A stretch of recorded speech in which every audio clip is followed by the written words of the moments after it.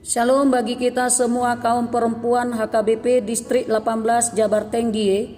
Kiranya kita semua dimanapun berada selalu dalam kasih dan perlindungan Tuhan Yesus. Sebelum kita mendengar firman Tuhan, marilah kita berdoa. Kasih karunia dan damai sejahtera dari Allah Bapa kita dan dari Tuhan Yesus Kristus menyertai kamu. Amin.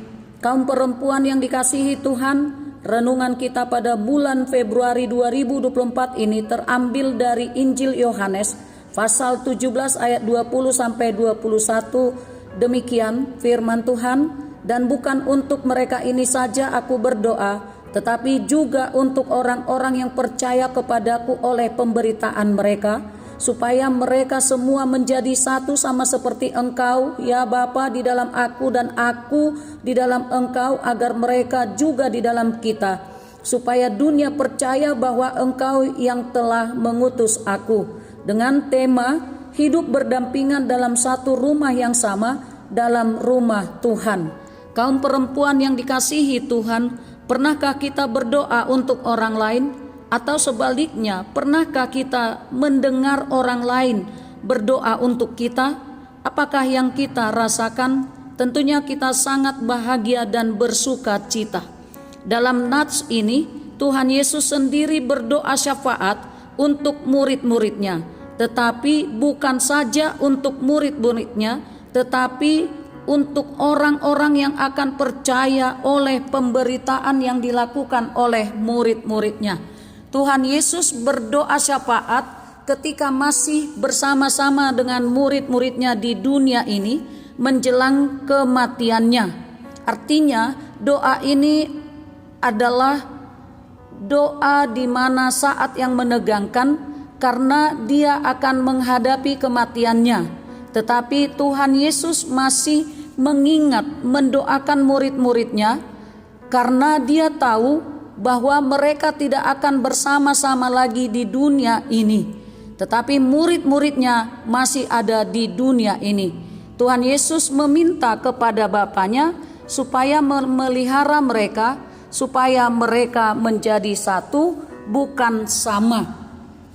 Semboyan Bhinneka Tunggal Ika, berbeda-beda tetapi tetap satu jua. Karena realitanya gereja berada di dunia ini dengan beragam denominasi, dogma dan tata cara peribadahan yang berbeda-beda, walaupun sumber yang sama adalah Alkitab. Perbedaan bukan dalam artian terpecah, tetapi menggambarkan bahwa semua harus saling melengkapi dan selalu membangun komunikasi, berdialog. Gereja mesti terbuka sebab misinya untuk bersaksi di dunia ini. Sebagaimana visi HKBP menjadi berkat bagi dunia, sangat relevan untuk membangun hubungan yang baik dan selaras. Gereja adalah kesatuan, bukan dalam pengertian satu, sama seperti sebutan Allah itu Esa, bukan dalam artian satu. Dalam sejarah gereja, semangat keesaan terus diagungkan. Maka lahirlah berbagai organisasi gereja untuk menunjukkan keesaan gereja. Tidak disebutkan harus sama dogmanya, sama tata ibadahnya, artinya kesatuan dalam keberagaman, unity dan diversity. Maka tugas gereja adalah membangun kesatuan, karena Yesus sendiri berdoa untuk kesatuan gereja. Hidup berdampingan dalam satu rumah yang sama, dalam rumah Tuhan. Karena manusia diciptakan adalah makhluk sosial. Artinya manusia itu tidak hidup seorang diri saja. Tuhan menempatkan dan menciptakan manusia di tengah-tengah dunia ini supaya hidup bersama sekaligus bersaksi. Gereja adalah tubuh Kristus, dibangun di dalam dasar yang satu, yaitu Yesus Kristus. Di dalam tubuh ada beragam organ tubuh, semuanya menyatu dan saling melengkapi. Keterpisahan di antara organ tubuh yang satu pastilah membuatnya tidak utuh dan tidak berfungsi untuk semestinya. Satu tubuh tetapi banyak anggota dan masing-masing memiliki fungsi yang berbeda, tetapi semuanya untuk membangun tubuh. Gereja adalah tubuh Kristus, hidup dan dibangun dalam persekutuan, kesaksian, diakonia. Di mana ada persekutuan, di situ ada kesaksian dan diakonia. Satu kesatuan yang utuh yang tidak terpisahkan satu dengan yang lainnya. Keutuhan gereja atau rumah Tuhan menjadi tugas dan kewajiban bersama.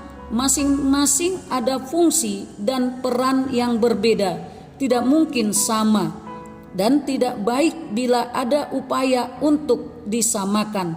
Rumah itu indah dan utuh, sebelumnya dibuat dan dirancang untuk tidak sama dalam bentuk rupa. Ada pintu, ada jendela, ada ornamen lainnya, tetapi yang terutama adalah fondasinya menjadi menyatu di dalam satu dasar. Saudaraku, perempuan yang dikasihi Tuhan Yesus, di dalam doa Tuhan Yesus, kesatuan digambarkan seperti Dia dengan Bapanya, dengan harapan dunia tahu bahwa Bapa yang mengutus anaknya. Doa Tuhan Yesus adalah agar kita semua pengikutnya menjadi satu seperti Bapa di dalam Yesus dan Yesus di dalam Bapa. Kita juga ada di dalam Tuhan, yakni kita melakukan segala perintah Kristus dengan kuasa dari Roh Kudus dan dengan dipimpin oleh Roh Kudus. Dengan demikian, dunia akan percaya bahwa Yesus itu utusan Bapa, anak Bapa, juru selamat dunia. Yesus berharap kita semua dibangun dalam satu kesatuan, membangun satu kesatuan, membangun relasi yang baik dengan hidup berdampingan dalam satu rumah yang sama, dalam rumah Tuhan. Mengasihi Kristus akan dibuktikan dengan apakah seseorang itu mau menuruti segala perintahnya, sebagaimana dikatakan dalam Yohanes 14 ayat 15, "Jikalau kamu mengasihi aku, kamu akan menuruti segala perintahku." Maka jadilah saksi yang punya karakter dalam iman, yang menghidupi Kristus dalam kehidupan ini. Dan kita juga harus mengingat bahwa segala pemberitaan orang Kristen mempunyai konsekuensi. Siapa yang menerima dan mendengar melakukan pemberitaan Kristen, perkataan Tuhan itu menjadi roh dan hidup. Tugas kita adalah memberitakan bahwa Yesus adalah juru selamat dunia, sehingga banyak orang yang percaya akan Yesus sebagai juru selamat. Sebagai aplikasinya, doa Tuhan Yesus ini masih berlaku sampai saat ini. Tuhan Yesus menginginkan kita selalu bersatu dalam kesatuan rohani. Tuhan Yesus yang datang kepada para murid setelah bangkit juga akan datang kepada kita sekarang ini untuk memulihkan iman kita, menguatkan hati dan pikiran kita, dan mengingatkan kembali tugas dan peranan dan tanggung jawab kita selaku umat pilihan. Penderitaan, hambatan, dan tantangan yang kita alami dalam pemberitaan Injil sekarang ini berbeda dengan apa yang dialami oleh Stefanus dan para murid yang lainnya. Tantangan kita sekarang ini adalah kemajuan teknologi dan globalisasi yang semakin memberi sedikit ruang iman di hati banyak orang. Kemajuan teknologi dan globalisasi menghanyutkan banyak manusia ke dalam hidup yang materialistis serta duniawi dan rasionalnya instan. Namun bisa saja di tengah kemajuan teknologi dan globalisasi, dapat terjadi pada kita sekarang ini dalam wujud ketidakadilan, hasutan, tuduhan palsu, atau adu domba, kesewenang-wenangan, korupsi, dan lain sebagainya. Oleh karena itu, saudaraku, kita juga dituntut untuk memelihara kesatuan roh, bukan dengan usaha atau pengaturan manusia, tetapi dengan hidup berpadanan dengan panggilan Tuhan. Kesatuan rohani ini kita pelihara dengan tetap setia kepada kebenaran dan berjalan seiring dengan Roh Kudus. Kesatuan rohani ini hidup dan bergerak. Berdasarkan kesatuan rohani ini, kita didorong untuk mengasihi satu dengan yang lainnya dan untuk saling menanggung beban, untuk belajar dan menyatakan segala hal yang mendatangkan damai, saling membangun dan mendidik. Apakah saudara berdoa untuk kesatuan di dalam gereja saudara? Apakah ada orang di gereja yang merasa tidak senang, iri, curiga, berprasangka buruk atau sebagainya kepada kita?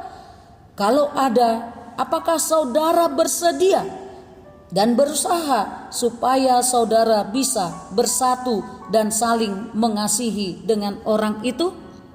Berdasarkan kesatuan rohani inilah kita dituntut untuk saling tidak curiga dan saling menghakimi atas perbedaan-perbedaan yang ada. Sebaliknya, kita harus menghargai perbedaan yang ada di antara gereja-gereja yang ada di dunia ini dan bersama-sama memusatkan diri selaku orang yang telah ditebus oleh darah Yesus, bersama-sama memikul beban dan tugas untuk menyebarkan firman Tuhan dan menjadi saluran berkat kepada sesama yang membutuhkan. Dengan kesatuan rohani ini, maka sudah saatnya gereja-gereja Tuhan di dunia ini saling mendoakan, saling menopang, saling mendukung, dan saling membantu satu sama lain untuk turut serta mewujudkan keadilan, kesejahteraan, dan kedamaian masyarakat, bangsa, dan negara. Kesatuan rohani ini mendorong kita untuk saling menghargai perbedaan di antara anggota jemaat dan keluarga. Oleh karena itu, saudaraku, marilah kita bersama-sama bersatu untuk meningkatkan pelayanan keluarga dan gereja di tengah-tengah kehidupan masyarakat yang majemuk ini. Amin. Marilah kita berdoa. Terima kasih Tuhan untuk firman-Mu yang begitu indah menyapa kami. Kiranya sama seperti doa syafaat Tuhan Yesus, supaya manusia, orang-orang yang akan percaya, bersatu, memuji, memuliakan Tuhan. Dan pakailah kami Tuhan untuk memberitakan firman-Mu kepada semua orang. Amin.